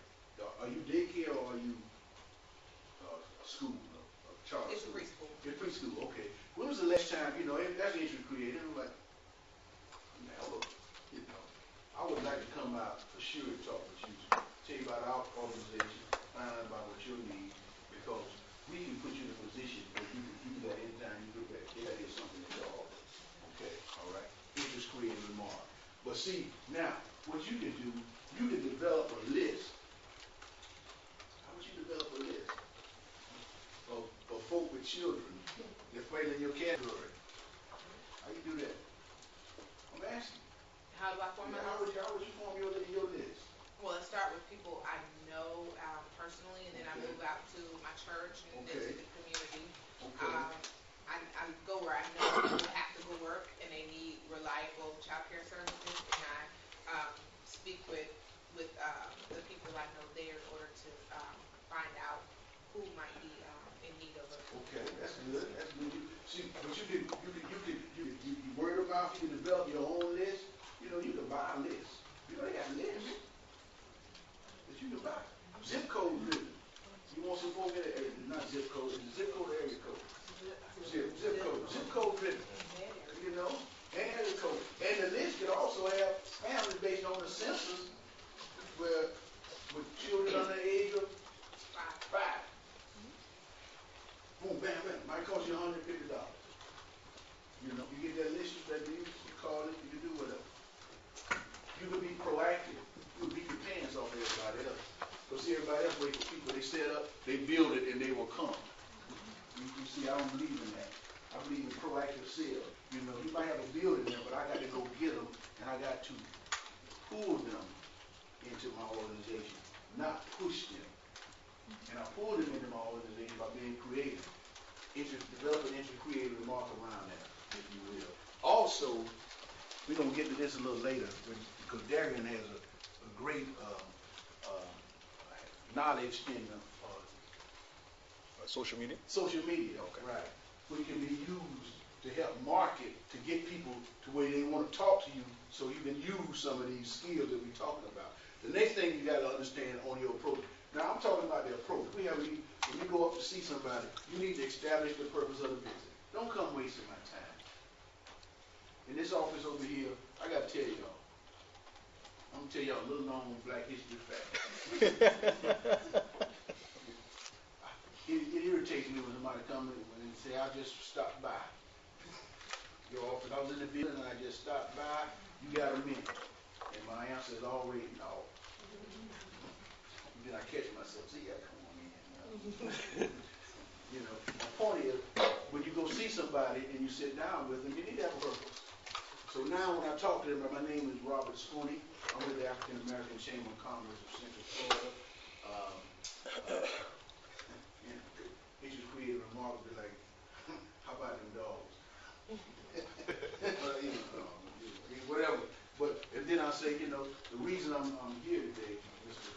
Client, I want to spend just a few minutes to introduce you to the African American Chamber of Commerce, the role we play for minority and small business in Central Florida, and hopefully to establish a relationship with your company as being a partner in our organization. All right? Establishing the purpose of the business. Okay? I didn't tell him I was going to sell him anything.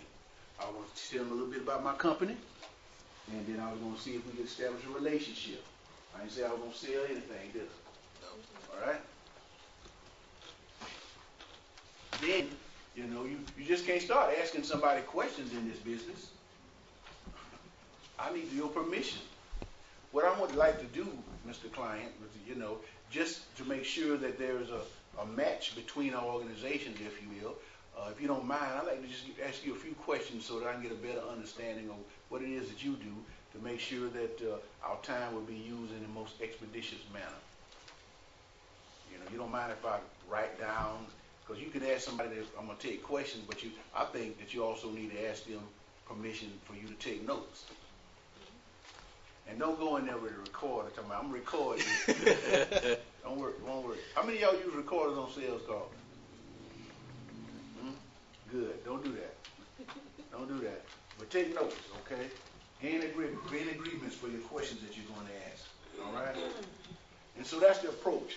Now, and what that means is, I'm walking into business. I got an appointment with Jane Doe. I'm walking into her office. I sit down and we shake hands. And then we haven't even started the sales call per se. We're just doing all of this stuff that's a prerequisite. But one of the things I do want to comment on is an interest-creating remark can come from a number of things. And it can, most importantly, it can come from you observing something in their office. You're in somebody's office and you see the pictures of their family, pictures of their dogs, you see awards on the wall. You might want to comment on some of that. It's a neat office. You know, might be a nice suit. Don't come in there talking about saying, your dress sure would fit you. That ain't gonna work. That was for the age too these days. But don't say that, all right? But make an interest-creating remark. Now, one of the things that as you move into sales, when you walk into somebody's office, you can tell a lot about them, how their office is situated. For instance, one of the classes we teach is social styles selling, which is kind of like an advanced sales, when you look at people's social styles and not their personality and dealing with them. Because one thing that we have to understand is that we sell to people like we want to sell to, but people want to be sold to like they want to be sold to. And so that means I need to develop a flexibility quadrant where I can flex based on somebody's characteristic trait, not their personality. When I walk into somebody's office, like in my office, and you see awards on the wall, you know, 9 times out of 10, that individual has a driver tendency, okay? And so there's some things I need to be aware of. If I walk into an office and there's a picture of a man's or a woman's family and maybe a fish, that they like to fish and they got a bass fish on the wall, or they got that little bass fish that be singing. Y'all know what I'm talking about? Yeah. Y'all know what I'm talking about. You ever seen that? Press that button. You push the button, he's saying, I don't know what he's saying. Yeah, whatever he's saying, you never seen that. No. You see, we got 2 individuals. Everybody else seen that. You know, when y'all been on Mars? Y'all been together. Nice pro shop. They're too young. They're too young. Must be too young, yeah. The Christian saints, okay? You comment on that, but when I see somebody like that, then I know I got an amiable. Okay? I spend a little time talking about some other stuff. Because an amiable is not going to want to go directly into business. He or she got that stuff up there so we can comment on it. But if I go in the office and I see this wall full of plaques of I got all these accomplishments, that means I'm busy. I ain't got time to be chit-chat. You want to get straight to business. Or if I come into somebody's office and it's so neat, I'm scared. You know, that's an analytical. Because they are such orderly people. And then there's a certain way I deal with that person. I don't change how I deal with them. It's a way that I deal with them that won't make them back up. Okay? And then certainly we understand that if we walk in and somebody's got on some colorful dress and they got all these different, you know, the incense flowing and all this. I've been in some offices like that. It's expressive. You know, and when you get into the sales piece, deeper into that, you know, each one of them is motivated by different stuff to make a decision. And expressive, you know, when if I got a client client is an expressive, one of the things I always want to do when I'm selling is tell them what one of their peers did in the same situation, because that gives them affirmation that what they're doing is all right, because expressives need to have somebody they need to feel the comfort that others have done this. If I'm dealing with analytical, I need to be facts and figures to the, if I'm dealing with a driver, then my thing ought to be results oriented. If I'm talking to a parent or family that's a driver, because you go to somebody's house, well, the only thing they really want to know is, when my child go to first grade, they're going to be able to read better than everybody else? And will they be able to skip to second grade? They still do that. It's hard. It's hard, yeah, okay, all right. But results oriented. And then you get, and what's the other? Expressive driver, amiable. If I go to the amiable, I talked about it, we got chit chat. But you can notice all of those things on the approach. All right? It can also help you, as you already have written down your list of questions that you really want to deal with them. All right? Because you already did your preparation. It can help you as you begin your data gathering and fact finding. Because now I'll know how to ask my questions, and I won't ask questions that will alienate them. Because I can ask a question of a driver one way and ask the same question to an analytical, and each one of them will give me a different response to the same question. Are y'all with me? Yep. Okay? And so now we got past the approach. We come into this fact-finding session. Now we need to find out, I believe one of the first things we need to do, and this doesn't necessarily have to come in this order, but we do want to determine the buying criteria of the customer. What do you think I mean by that? Their needs. Their needs? Yeah, okay, that's part of it. But their buying criteria, you're right. What is the process they use in determining whether or not they're going to make a decision to utilize your stuff? Okay? And you can ask that question,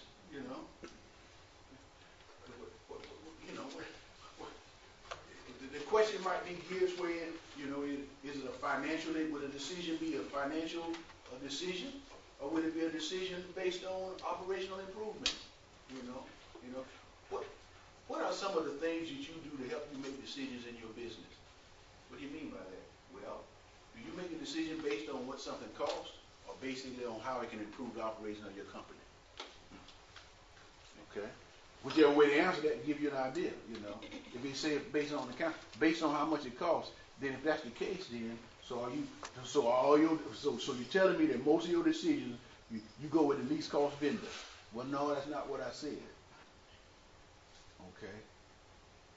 Well, when don't you go with the least cost vendor? When? Okay. Or what kind of situation would arise where the least cost vendor would not be the prime, the person that you would buy from? However you want to phrase it, using who, what, when, where, how.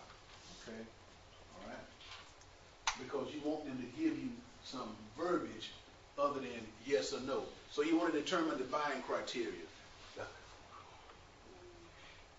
Dr. Phillips, I'll be like, your buying criteria, what's going to be the bottom line on making a decision on this? Would it be cost, or how important will cost be in your final decision? So what I'm telling you is that because it's hard to think in terms of who, what, when, where, and how, as you can see me stumbling, trying to come up with questions that begin with who, what, when, where, how. But if you sat down and thought about the question that you would ask the normal way, will you do this, and can you do this, and you just rephrase that question using who, what, when, where, how, you'll get the dialogue so that you can drill down. All we're trying to do is drill till you got enough ammunition that you can put a cap on the leak. Did I say that? Yeah, you did. Which moves us to this, determining the areas that you can impact. You can't, we're selling. In selling with your product, you can't impact every area. But there are some areas that you can impact through the Florida Yes, Florida Citrus Sports. Yeah, you know, when you're dealing with your clients, you got to stay within those areas. All right? And if your area, so your area could be customer, not customer, but employee morale. Can you impact that? Both of y'all, y'all do the same thing. What else you impact? Throw something out. Profitability. Profitability, how you do that? Well, you can take care of vendors who've been taking care of you all year. Hey, here's some tickets to some games. Uh-huh. You've been one of my best vendors all year. Here, and they'll consider you in a new So, product. so when you saying, I could tell Darian, I could say, Darian, you buy these tickets and you give these to your vendors, and maybe you get some discount, and your vendors will give you some discount because you're looking after them for the Bucks game because they like the Bucks, but they can't buy tickets. Yep. What else? Employee morale. Okay. All right, you know, you got some good employees, you throw some tickets, they're going to be more motivated to maybe do a little bit extra, knowing that, hey, you know what, if I, continue to do a good job and over exceed what my boss is asking, they'll maybe, give me some tickets to the games. It'll keep morale up in the workplace.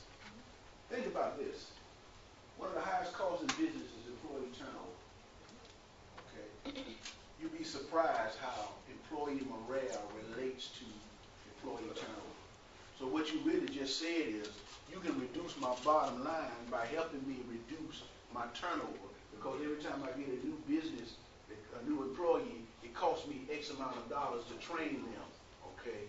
And if I can keep that cost down, then my bottom line is going to go up. But I got to be able to drive my questions, as simple as it may seem, because hopefully you're talking to a decision maker. I ain't talking, you're not talking to Mary Sue. Front office. That's sitting at the telephone. You're talking to Mr. So-and-so who got to look at the bottom line. He's looking at that, and all of a sudden now, because you've done your research, you say, one of the things I saw, Mr. So-and-so, when you talk, is that, your industry has an industry average of employee turnover of 20%. However, and if you don't know this, what's yours? That's proprietary information. Well, I understand that. But if the industry average is 20%, and we were able to reduce that on the industry average by 3%, it represents X amount of dollars on the bottom line. Can we assume that, let's assume that the same would apply for you. So this might be affecting your company along those lines. Can we agree to that? We can agree. Yeah, okay. How would you like to see that totally eliminated or reduced even further? How do you do that? That's all in this data gathering steps, determining how you can impact. Y'all follow me? Your business, you can use the same concept in doing what you do in your business. All right? You're sitting down because you're sitting face to face on some people who are going to be doing some bids, on some universities that are going to be growing, on some major corporations that are going to be doing some other stuff, even some companies that could be prime contractors and you could be subcontractors. And so now, it could be, how much business do you miss because you have not hooked up with a small business that meets the DBE qualification for the United States government, I don't know. Okay? Y'all with me? It's all a matter of thinking about what, selling like courting is a thinking person's game. I tell you, I say this all the time. Well, I won't go there. But go ahead. I'm gonna go there.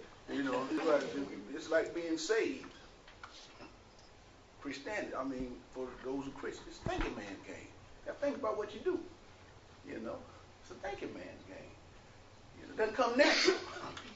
It doesn't come natural to be saved. It doesn't come natural to court somebody. You got to think. You can't be thinking. It ain't about you. It's about you trying to establish a relationship with this other person of the opposite sex, hopefully. I just say that. I'm just kidding, y'all. I crack jokes. Just kidding on the internet. Just kidding. But the whole point is you got to think about it. You got to think about where you put your elbow. But this is about thinking. That's all I'm saying. When you're getting ready to talk to your client, you got to think about what it is that you want to say to them. Even when you're doing this fact finding and trying to do the needs assessment, we can call it what we want: data gathering, analyzing the needs of doing anything. Well, usage usage penetration, whatever we want to phrase it. You got to think about the questions that you want to ask, because there ought to be a purpose in your meeting, and your questions ought to line up with your purpose. Am I right? Okay. We're getting through this. We're almost done. As I close, then we got to ask open-ended questions. Who, what, when, where, how. And we know why we got to ask that, right? You shaking your head. Just help us out. So in order for you to gather all the necessary information, if you just ask a closing question, you're going to get Close. That's right. And even with all of your experience in sales, don't you sometimes find yourself asking closed questions? Yeah. Human nature. It's your nature. It's like I said, you got to think about it. And then when you write your questions down? Not anymore. Okay, but you did, didn't you? I did. All right. You write your questions down? Not anymore, but you did. Well, when you practice, When you practice, you write them down. But when you begin this process of being in sales, when you would get in front of a customer, did you have a tablet that you was looking down? And I did. I did it, but I ain't smart. I got to write this stuff down, but I ain't gonna remember. How many of y'all think y'all go in there and just walk in there with nothing in your hand? Some of y'all looking like y'all done that. Now y'all mad because y'all missed the sale. You got to write this stuff down. Don't be so proud to say this. I don't understand what you're saying, and I can't answer that right now. Let me get back to you. But you need to write it down. Write those questions down. Who, what, when, where, how. Practice that, and you'll see the results. Okay. We got to listen to the customer. What does that mean, listening to the customer? That's right. All right. But do I just listen to what they're saying?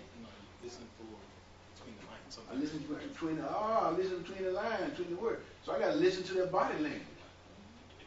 If I'm talking to somebody and they telling me what I want to hear, but then what does that mean?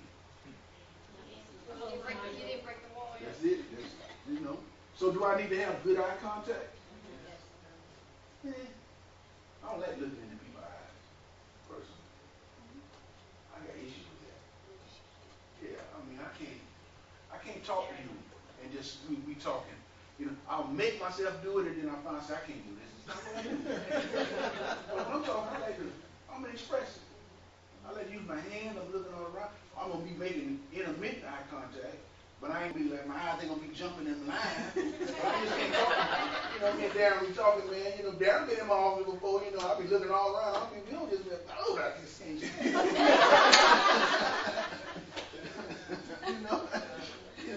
So now that's so if it's like that with me, I think other people feel the same way. So I don't like to look somebody in the eye all the time because it can make them nervous.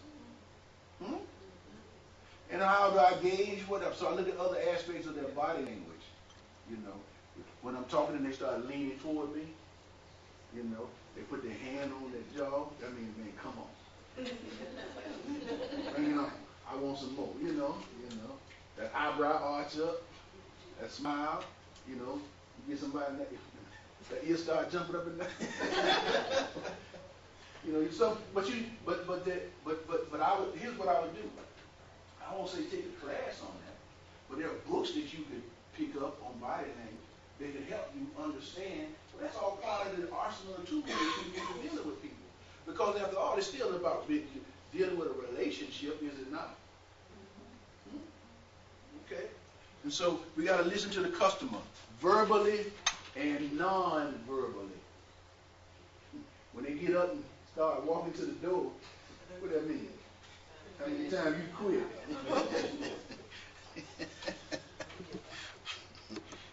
One time I was preaching. I'm a preacher. And I was preaching a sermon, and this lady actually got up. I guess I preached too long. Because she stood up. In the congregation, just stood up. Everybody turned around. I was like, I declare. They looked at me and I said, I guess that means I got to quit. The church fell out laughing, left her hands and stuff like that. And she sat on me about it and I finished my sermon. But the whole point of it, but I understood what she was saying. I was just a little too long for her. Everybody else was fine. But if I wouldn't have commented on it, it would have been awkward. So basically, what I'm saying is, somebody gets up and walks to the door, I ought to make a comment and say, oh, does that mean I got to go? Let me wrap this thing up real quick so we can get out of here. I ain't mean to take all your time. I appreciate it. Listen, I do want to come back before I leave now, since I took a little bit of your time. You know, this is how I talk to people. I'm kidding. You going to let me come back and make an appointment? I'm going to hold you to that now. Okay? I won't be looking at this car selling shoes. I'm looking at car selling.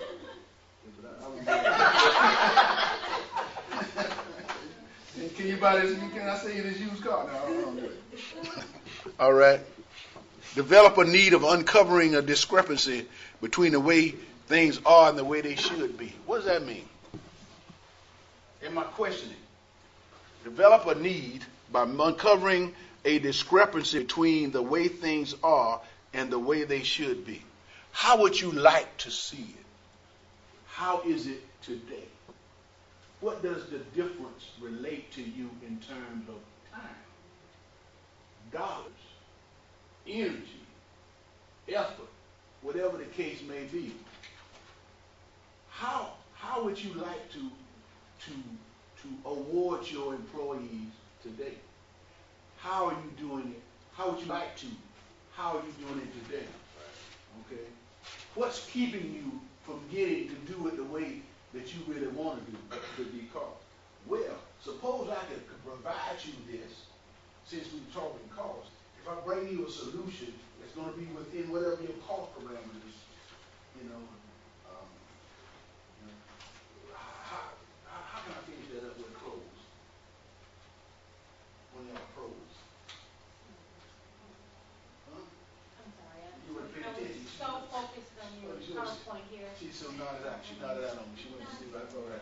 But no, see, the question is, how can we, if I meet your expectation, what do I, what's the next step?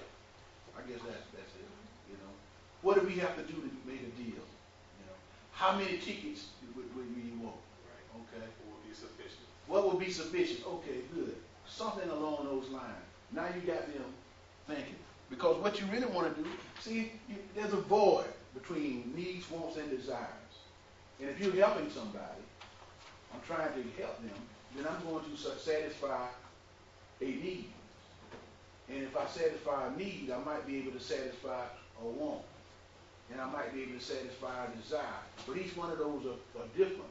If you can determine the difference, let them, here's what you need, here's what you want, here's what you desire. You tell me which is the greater. Do we concentrate on the need? Do we concentrate on the desire? Or do we or the want or the desire? These wants and desire. And then you build your case on that. Because that's going to make me make my decision. You bring me what I need, I might make a decision. Well, here's what I need, or here's what I want. Well, what's the difference in what you want and what you need? And so when I make my recommendation, I say, now to give you what you need, this is what we're going to do. We're going to meet your expectation. However, you said that you had a desire to be at this level. And for you to be at that level, we give you this one. Which one you want? You want the magnificent wedding, or you want the super duper wedding? The magnificent wedding give you what you need. The super duper wedding give you what you want. All right? This is what you desire. Somewhere in the middle there's a point. I'm gonna give you this, and I'm gonna give you that. You can give it. I can give you this. I can give you that. Say what? What is it? You want Elvis? You want Elvis? Right. You want James Brown? That's Las Vegas wedding. That's my bad.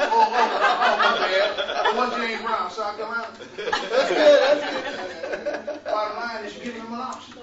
Okay? All right? And so we're going through this thing. We day together. We're almost done. We day together. We understand some preparation. We did the approach. We done some data gathering. Now we had to close. We got to ask for the sale. All right? We ask all these questions. You thought through this process. You kind of figured it out, you know. So you want to ask them now, after you've given them everything that you want, when can we start? How many do you require? What do you think about what you've seen so far? What type of agreement do we need to put together so we can sign to establish this collaboration between our organizations? What color would you like?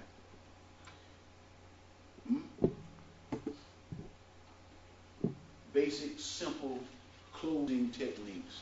You're asking them from the sale because what's the basic rule of sale? Get the check. Well, no, not this. Always ask for the business. Yes, you got to always ask for the business. You got to ask them. You got to ask them. You got to ask them. Whether it's establishing a relationship. One of the things I used to like to do, even if it didn't involve selling an agreement, but if we say we got to, I used to like to have my clients sign a letter of understanding between our organizations. I say, okay, here's what we'll do. We understand that you're not ready to do this, but let's just write this agreement that when you do this, you're going to give us an equitable shot at this. All right? And it's just nothing. It's nothing committal. Okay? It's going to help me keep my job. You know, I might say that on the cuff. You know. But more importantly, it's going to establish us a relationship where I'm going to keep, you know, we're going to stay in contact. I'm going to provide you with all of this good information. We got a letter of understanding. You know, what you commit to is that when you get ready to do this RFP, because in the telephony and telecommunication, you know, there were a lot of times there were RFPs that were let for major telecommunication networks and systems and things of that sort. And what I wanted to always be, I just wanted to be at the table. If I could get at the table, then I could make sure that we got the business. And so my letter of understanding involved them, you know, I sold them on, when you get ready to design this, call me so I can help you put the parameters in. I would always make sure that it was such that my company would never be excluded, but not totally exclusive. Okay? You can do that. You got to always do that. So now we move to the implementation. And implementation is what? You got to deliver the goods and service the customer. You can't buy all this. The worst thing you can do is convince somebody to buy your stuff, and then you don't give them what they, your food nasty. The building falls down. The ice melts in the, what do you call that? In the ice sculpture. In the ice sculpture. Mm-hmm. I get audited 3 years in a row. I can't remember. Carmen. Carmen, man, your businesses again, help me. USANA Health Sciences. Okay. All of a sudden my muscles fall off. You know, the neighbor, the company down the street starts selling, I don't know, selling real estate for half the price. You know, all of a sudden, we got roaches in the new building. I don't know. The tickets don't work. The worst thing, you know, you give me my seats on the 12-yard line in the end zone. You know, your building falls down. The radio, my broadcast, my T1's never up. I can't broadcast. You know, the newspaper, because we got a newspaper guy back there. He came in late, Mr. Nash. All of a sudden, I can't get the news. The worst thing you can do is if I'm selling advertising to a company on my newspaper, all of a sudden I can't get my newspaper off the press. You got to do what? Deliver the goods and service the customer. How you do that? Now you got to start developing rapport. You know, I don't think it's a one-time sales deal. Once you sell them anything, you got to start going back to call them up. How things going? You're the advocate. And so when stuff ain't working, you need to say, oh, I'm glad I called you. Let me handle that. You know, don't say, well, that ain't my job. I'm gonna call the guy. Let's say, here's the number you can call. No, you call for them and get the people out there. If you need to get inspectors on the job, call up and report yourself for construction. I'm serious. And that, my friend, I believe, is it.